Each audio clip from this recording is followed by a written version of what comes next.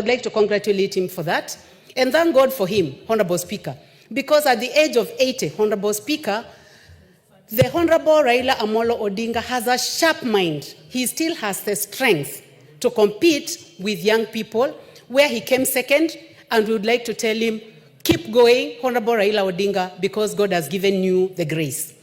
Madam Speaker, the Honorable Raila Odinga has a gift. He has been in leadership for over 30 years. He stood with Honorable Moi. He stood with the Honorable Kibaki. He stood with Uhuru for 10 years. And now he is working with William Samoei Ruto, and seconded by the minority leader, the biggest cheerleader of the Honorable Raila Amolo Odinga, the Honorable Junet Mohammed. Honorable Speaker, I would like to start by congratulating the President for standing with Baba. He needed his support. He needed him to cheer him on. So we are very grateful for this. Madam Speaker, I would like to say that the Honorable Raila Odinga, when he was going for this position, he knew that it involved 55 countries of this world. And he knew that it was a very competitive position where he required to give his time, his brain, to stand in the international agenda, tell those people who he is, introduce himself to the world at that level. And I would like to congratulate him for that and thank God for him, Honorable Speaker, because at the age of 80, Honorable Speaker, the Honorable Raila Amolo Odinga has a sharp mind. He still has the strength to compete with young people, where he came second, and we would like to tell him, keep going, Honorable Raila Odinga, because God has given you the grace. Madam Speaker, the Honorable Raila Odinga has a gift. He has been in leadership for over 30 years. He stood with Honorable Moi. He stood with the Honorable Kibaki. He stood with Uhuru for 10 years. And now he is working with William Samoei Ruto.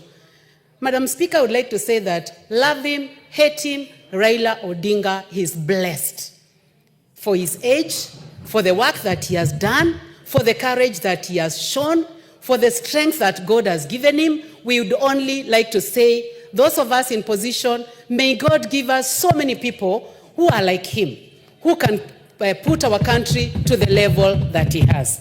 It is not the first time, Honorable Speaker, that Raila Odinga has given himself to lead the continent. In 2018 up to 2023, as the majority leader said, he was the chair of infrastructure and development, the special envoy, and that means that he did not do it for anybody. He did it for this country. The position that he went for was not for himself, it was for us. And I think it is time we love our country, Honorable Speaker. And for anyone who may have celebrated this loss, I think it is important for them to go back and just reflect on what we are doing to our country.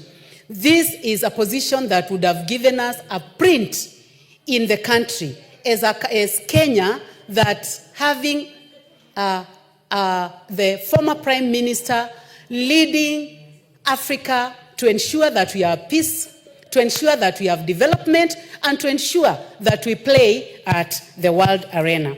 Honorable Speaker, I would like to congratulate the President, His Excellency Dr. William Samoei Ruto. It is hard.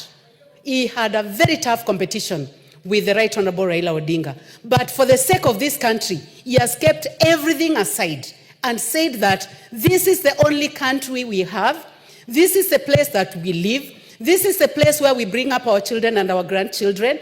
And we would like to tell him, Your Excellency, President William Ruto, Your Excellency, Right Honorable Raila Odinga, unite this country for us. And we are right behind you.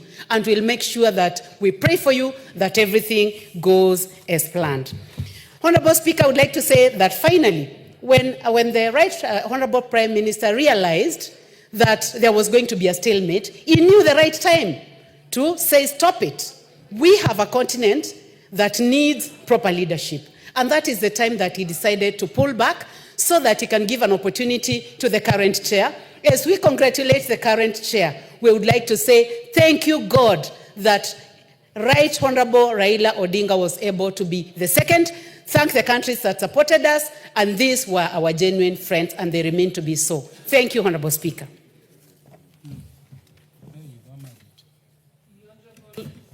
The Honorable Sarah Korere.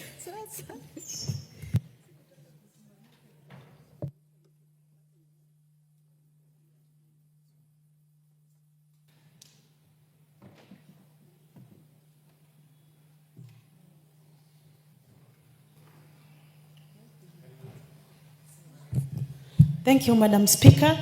Madam Speaker, I also want to join my colleagues in congratulating the former Prime Minister in his attempt to vie for the chairmanship